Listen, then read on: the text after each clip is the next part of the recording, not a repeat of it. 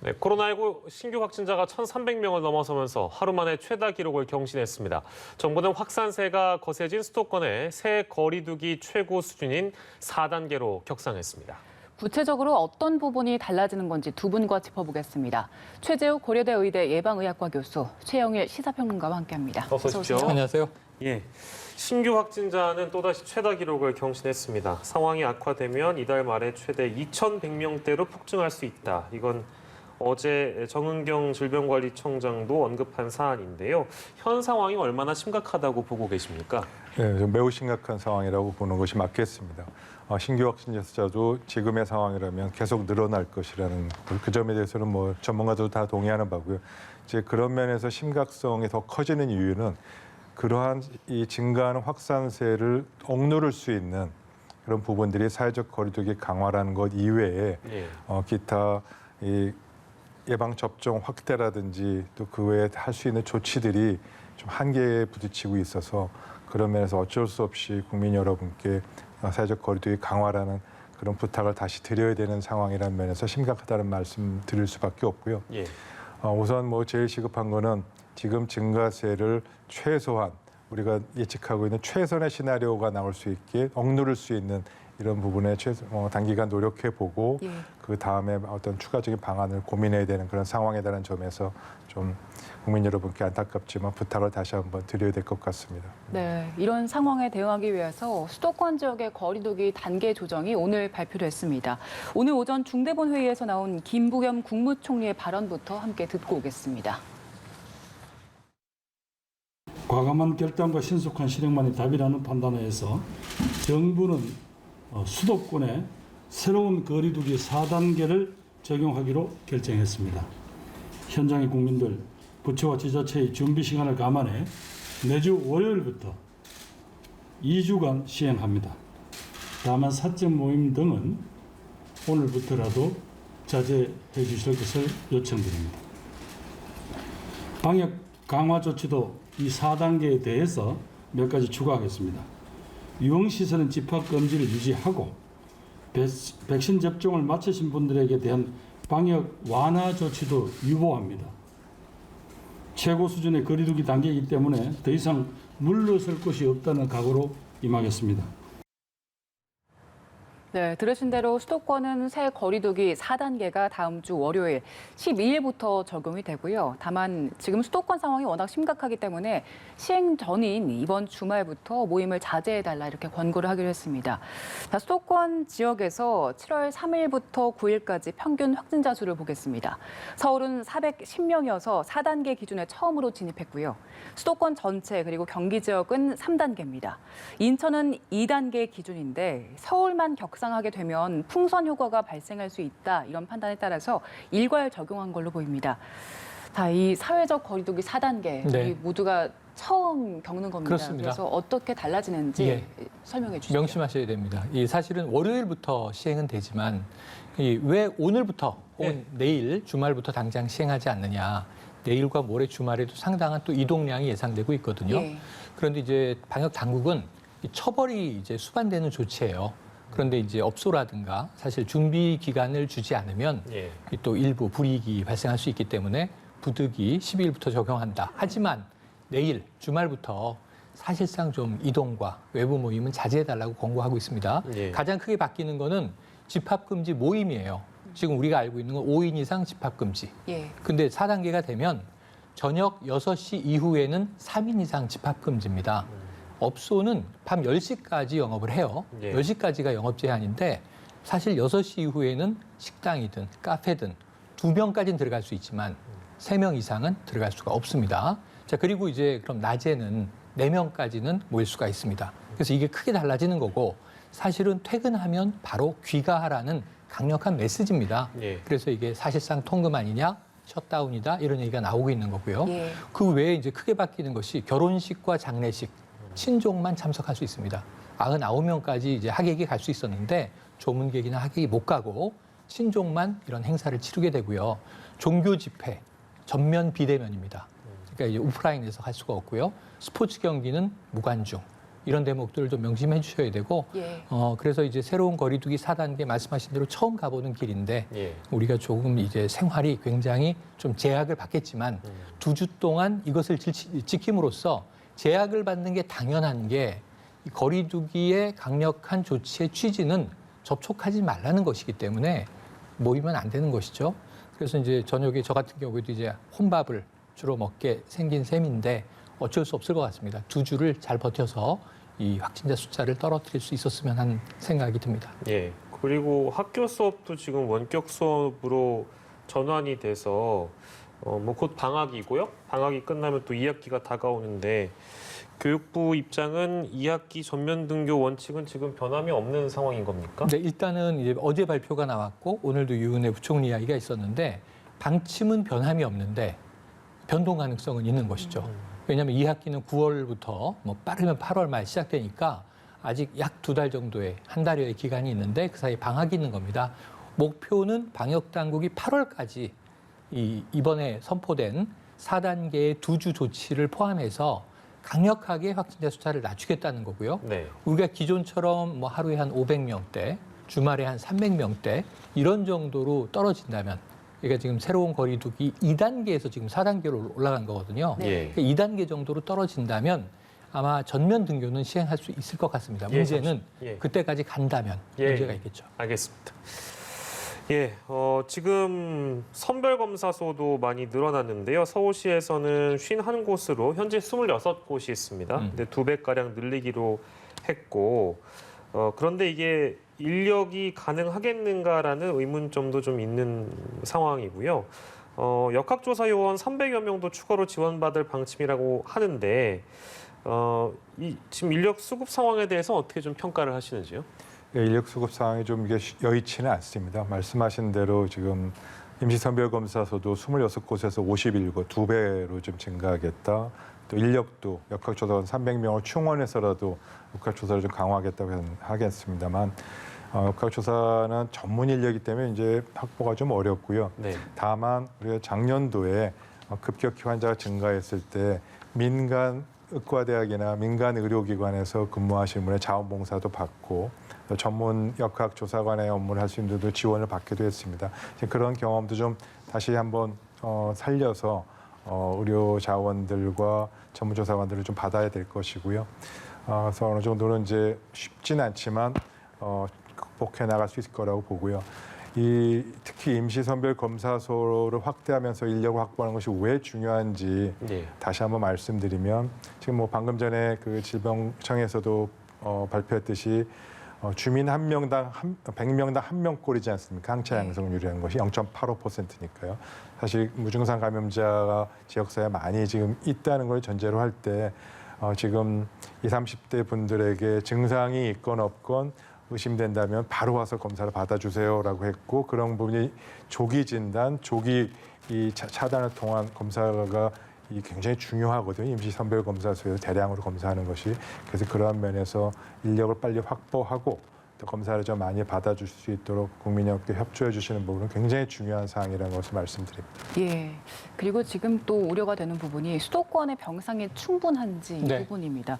최근에 감염 양상 자체가 젊은 층 위주로 좀 퍼져 있기 때문에 수도권 그 생활치료센터 가동률이 굉장히 높아졌습니다. 80%를 그렇습니다. 넘어들고 있는데 현재 수도권의 병상 상황은 괜찮습니까? 예, 이게 과거에 우리가 걱정하던 지난 겨울까지의 문제는 주로 중증 환자 병상이었어요. 음압병실로 우리가 기억하고 있는 그야말로 이제 생명을 다투는 분들을 위한 병상이 부족하다. 근데 지금 이쪽은 오히려 여유가 있고 예. 우리 이제 의료 체계는 오히려 자신하고 있는 부분이에요. 위중증으로의 전이라든가 치명률은 오히려 낮추고 통제하고 있다. 문제는 일단 감염됐으면 환자이기 때문에 격리 치료를 하는 게 당연한 건데 문제는 이제 무증상이거나 경증인 환자가 일상 치료를 통해서 완치되고 퇴소할 수 있는 생활치료센터의 방이 지금 모자란다는 얘기예요. 80% 육박. 조만간 넘칠 가능성이 큽니다. 예. 이 추세로 간다면. 그래서 지금 급박하게 한 2,000개 정도를 확대하는 것으로 네. 수도권에서는 이제 조치가 취해지고 있는데 그래도 문제가 발생한다면 아마 그렇다면 지금 어린이 환자의 경우에는요. 부모와 함께 생활해야 되기 때문에 자가격리 치료를 인정하고 있습니다. 그래서 어쩌면 무증상이나 경증 환자의 경우에 그럼 자택에서 오히려 완치될 때까지 네. 격리돼 있는 상황으로 우리가 쉽게 생각하면 아마 이 2주간 밀접 접촉자들이나 해외에서 들어갔을 때 자가격리 조치를 취하지 않습니까? 그러한 상황으로 치료를 하는 통상 이제 평균 치료 기간이 한 열흘에서 2주 정도거든요. 그렇게 이제 전환하는 방식도 아마 검토하고 있는 것으로 전해지고 있고요. 예. 조만간 발표가 나올 것 같습니다. 예, 알겠습니다. 그리고 13일부터죠. 서울과 경기에서는 지방자치단체 자율 접종이 시행이 되는데요. 여러 사람들과 자주 만나는 직군들, 학원 종사자, 택배기사, 환경미화원 등에게 우선 접종을 할 예정이라고요. 네, 바로 다음 주부터입니다. 그러니까 이제 어느 직군부터 맞출 것인가. 근데 이제 중앙 단위에서 지금 접종을 시행해 왔을 때도 기준은 마찬가지인데 사회 필수 인력이라든가 뭐 소방, 경찰 이런 쪽이죠. 그다음에 의료진이죠. 무엇보다도 의료진은 환자와의 접촉을 일상적으로 하고 있는 상황입니다. 그런데 이렇게 지금 수도권 전역에 바이러스가 퍼져 있다는 전제하에 누구를 먼저 맞출 것인가에서 지금 집단 감염이 나오고 있는 곳부터를 바라보면 됩니다. 네. 그 주로 이제 학원가라든가 또는 청소년, 젊은 층들이 이제 움직이고 있는 곳들, 학원은 하루 종일 생활하는 곳이죠. 학원 강사, 그리고 말씀하신 대로 택배기사, 택배 노동자들은 가가호호 방문을 매일 하고 있습니다. 예. 그럼 그야말로 100명 중에 1명이라도 만약에 무증상 감염자를 만나게 되면 위험할 수 있는 거죠. 물론 이제 요즘 택배는 주로 밖에 두고 사람 간의 접촉을 피하고 있지만 예. 어쩔 수 없이 많이 움직이는 직업들이고요. 환경미화원은 또 이제 오물들을 수거하기 때문에 네네. 오염물과의 접촉이 있을 가능성이 높은 것이죠. 이런 부분들에 있어서는 저는 지자체에서 자율 접종을 하는 부분에서 우선순위는 옳다는 생각이 드네요. 예, 그리고 집단 감염 사례를 좀 살펴보겠습니다. 지금 종로구 공연장에서 집단 감염이 발생했는데요. 관객 포함해서 모두 22명이 확진됐습니다. 네. 그런데 코로나 사태 이후에 관객이 확진된 게 이번이 처음이라고 하더라고요. 처음입니다. 예, 근데 상황을 보니까 그 공연 이후 부대 행사가 행사에서 있었죠. 네. 마스크 착용을 좀 소홀히 하신 것 같아요. 네, 맞습니다. 이렇게 공연에 가면 사람들이 흥이 나게 돼 있죠. 이번 주말에도요. 청주에서는 회당 2,500명이 들어가는 예. 대규모 공연이 4회, 토, 일 이루어집니다. 10,000명의 연인원 이제 참석하는 공연인데 최근에 공연 업계가 가장 조심하는 게 확진자가 나오면 그야말로 이제 예. 타격을 받을 수 있기 때문에 네. 조심조심하면서 옛날 같으면은 뭐 이제 공연이 벌어질 때 일어나서 춤도 추고 떼창이라고 하죠. 예. 노래도 함께 불렀지만 이제 마스크 쓰고 절대 환호 지르지 못하고 예. 박수로 다 대신한단 말이에요. 근데 종로구의 공연장은 관객 5명을 포함해서 현재까지만 22명인데 이제 무대와 관객의 거리가 가까웠다는 거예요. 그러니까 혹시 공연 중에 뭔가 이제 이 접촉 가능성, 가까운 거리 때문에 뭐 비말 접촉의 가능성이 있는 것이고 말씀하신 대로 공연이 끝난 후에 부대 행사에서는 예. 어울림이 있었는데 좀 방역 수칙이 이제 어겨진 것 아니냐 추정되는 대목들이 이제 있습니다. 이런 부분들은 공연장이라는 특수한 뭐 상황이 전혀 의미가 없는 거고요. 예. 그냥 밀접 접촉이 이루어지면 감염되는데 예. 델타 변이가 지금 점점 확산되고 있기 때문에 감염력이 커지고 있잖아요. 예. 그러면 이것은 저는 뭐 어느 상황에서라도 이건 식당이나 예. 주점이나 뭐 공연장이나 혹은 학교나 다 마찬가지 상황이라고 보여지기 때문에 우리가 접촉을 어떻게 최대한 떼어낼 것인가, 예. 이것을 막을 것인가 하는 부분에 모든 부분이 주력해야 된다는 생각이 듭니다. 그 말씀 들으니까 참 걱정이 많이 됩니다. 이게 지금 거리두기 단계의 그 적용도 지자체마다 다르게 하고 맞습니다. 있는 그런 상황이고 네. 이 델타 변이 바이러스라는 게 사람을 가리지 않듯이 지역을 가리는 것도 아니기 때문에 어떤 이런 공연이나 이런 게 수도권에서는 뭐 연기가 될지언정 다른 지역에서는 또 뭐 그대로 진행하는 경우도 그렇죠. 있겠고 그럴 계획이 있는 곳도 있는 걸로 알고 있는데 그거를 하지 말라고 할 수도 없는 거 아니겠습니까? 이미 만들어진 거리두기가 있다 보니까요. 대책이 있을까요? 어떻습니까? 지금 사실 대책이 좀 뾰족한 방법이 없는 게 좀 문제고요. 예. 결국 실제로 적용할 수 있는 대책은 작년도에도 좀 그런 일부 좀 했습니다만 지역 간의 이동을 제한하는 것이 현실적인 방법입니다. KTX나 고속버스의 이용을 좀 줄이고 횟수로 좀 줄이고 또 서울 지역의 주민등록을 갖고 있는 사람이 지방에 이동을 좀 못하게 하고 이런 부분인데 현실적으로 그런 부분까지 가기에는 아마 정치적인 또 정치적인 부담이 좀 많이 있는 것으로 생각됩니다. 근데 지금 전반적으로 수도권으로 확산되는 이런 상황에서 이 부분이 우그러들지 않는다면 그런 지역 간 이동에 대한 제한을 다시 카드를 적용해야 되는 그런 상황이 올 수 있겠다는 거는 충분히 검토해보고 예. 준비를 해야 될 것 같습니다. 예. 예. 그리고 현대백화점 무역센터점의 감염도 살펴보겠습니다. 지금 계속해서 확진자가 추가되는 중인데 그동안에는 공기 중 비말 감염을 통한 전파들이 많았잖아요. 그런데 현대백화점 사례 보니까 화장실 수도꼭지나 손잡이 등을 통해서 감염이 된 걸로 추정된다. 이렇게 이야기가 나오고 있더라고요. 어떤 사례입니까? 네, 맞습니다.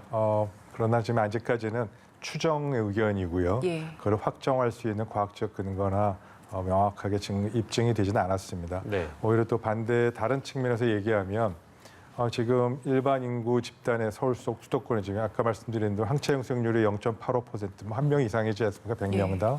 그래서 그런 우연히 그 장소를 지나간 분에서 겹쳐서 발생할 수도 있고 그 백화점이 아닌 일상생활에서 충분히 발생할 수 있기 때문에 이제 5명 정도이기 때문에 예. 그런 모든 가능성을 열어놓고 조사를 할 필요는 있습니다만 단정적으로 얘기할 수는 없다고 보고요. 그런 면에서 지금 시민 여러분께 좀 말씀드릴 실질적인 중요한 포인트는 6월 26일에서 7월 6일 사이 해당 백화점 이용하신 분들에게 꼭 자가검사가 아니고 이제 임시선별검사소에서 검사를 좀 받으시기를 권유드리고 그렇게 하는 것이 방역에 적극적으로 참여해 주시는 실질적인 내용이 되겠습니다. 예, 알겠습니다. 델타 변이 관련해서 좀 짚겠습니다. 해외에서는 이미 델타 변이 감염자가 우세종이 된 나라들도 여럿 있고 해서요. 우리나라도 아직은 아니라는 판단을 할 수 있겠는지 모르겠습니다만 다음 달이면 델타 변이가 우세종이 될 거다. 이제 이런 전망이 나오고 네. 있네요.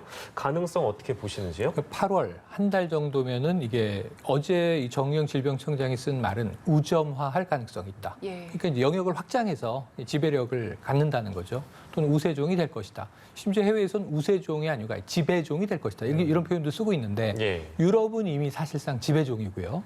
미국의 경우에 3주 전에 파우치 소장이 지금 현재 미국에서 델타 변이 검출률이 20%인데 한 달 후에는 지배종이 될 것이다라고 얘기를 했어요.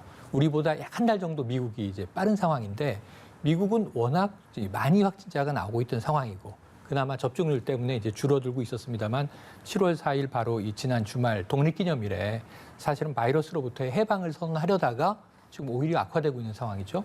우리나라가 그 뒤를 따라가고 있는데 수도권 기준으로는 이제 12%까지 검출률, 델타 변이 검출률 얘기가 나왔습니다. 근데 이게 문제는 일주일 전이기 때문에 네. 이번 주는 더 이미 수치는 올라가 있을 것이고 네. 20% 정도로 추정해야 되는 것 아니냐라는 전문가 소견들이 나오고 있죠. 이렇게 보면 미국이나 이제 유럽의 그 수치대로 우리가 정의용 청장이 어제 수학적 모델링 얘기를 했습니다만 추정을 해보면 이대로 방치하면 한 달 후면은 우세종, 지배종이 되는 것은 시간 문제인데 예. 이게 계속 하는 이야기는 델타 변이는 막을 수 없다는 거예요. 문제는 우리의 방역으로 혹은 백신 접종의 속도를 높임으로써 어떻게 지연시킬 수 있겠는가. 그래서 우리가 좀 바이러스의 변이의 속도보다 이 집단 면역 형성의 우위를 좀 속도전에서 이길 수 있을까의 싸움이기 때문에 저는 지금 이 상황이 아주 앞으로 우리 방역의 향방을 가를 분기점에 놓여 있다. 이런 생각이 지금 말씀하시는 그 델타 변이에 예.